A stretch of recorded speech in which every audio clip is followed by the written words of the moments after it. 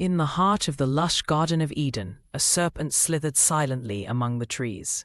Its eyes gleamed with a cunning intelligence as it coiled around the trunk of the forbidden tree. The atmosphere was serene, yet an undercurrent of tension began to rise.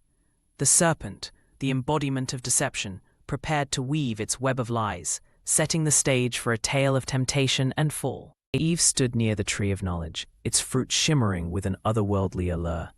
The serpent approached her, its voice smooth and persuasive. "Did God really say you must not eat from any tree in the garden?" it asked, planting the seed of doubt in her mind. Eve hesitated, her heart torn between obedience and curiosity, as the serpent's words lingered in the air. Eve's gaze fell upon the forbidden fruit, its surface glistening as if alive. The serpent's words echoed in her mind, magnifying the fruit's beauty and desirability. She reached out, her hand trembling with a mix of fear and longing. The fruit seemed to call to her, promising knowledge and power, yet she knew the consequences of defying God's command. With a deep breath, Eve plucked the fruit from the tree. The moment hung in the air, heavy with anticipation.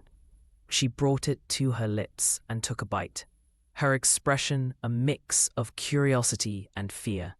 The juice dripped down her chin as the world seemed to shift around her. The act was done. The first step into disobedience had been taken. Eve turned to Adam, the forbidden fruit in her hand. She offered it to him, her eyes pleading yet resolute. Adam hesitated, but the allure of the fruit and the trust in his partner overcame his doubts. He took the fruit and ate, their eyes meeting in a silent acknowledgement of their shared sin. The bond between them deepened, but so did their guilt. As the fruit's essence coursed through them, Adam and Eve's eyes were opened. They saw their nakedness and felt a profound sense of shame. Hastily, they gathered fig leaves to cover themselves, their expressions filled with regret and fear. The innocence of Eden was shattered, replaced by the harsh reality of their disobedience. In the cool of the day, God walked through the garden, his presence radiating a divine light.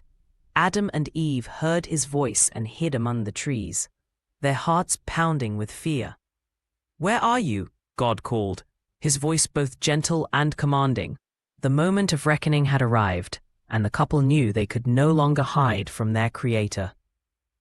Faced with God's questioning, Adam pointed to Eve, and Eve pointed to the serpent. "The woman you gave me, she gave me the fruit," Adam confessed. "The serpent deceived me," Eve added. Their voices trembled with guilt and fear as they attempted to shift the blame. The weight of their sin was heavy, and the consequences were inevitable. God's voice thundered through the garden as he pronounced his judgment. The serpent was cursed to crawl on its belly. Eve was to endure pain in childbirth, and Adam was to toil the ground for sustenance. Each word carried the weight of divine justice, and the once perfect garden now bore the scars of humanity's fall. With heavy hearts, Adam and Eve were driven out of the Garden of Eden. A cherubim with a flaming sword guarded the entrance, ensuring they could never return. They walked away, their steps slow and sorrowful, the weight of their disobedience pressing upon them. The gates of Eden closed behind them, marking the end of their innocence and the beginning of their journey in a fallen world.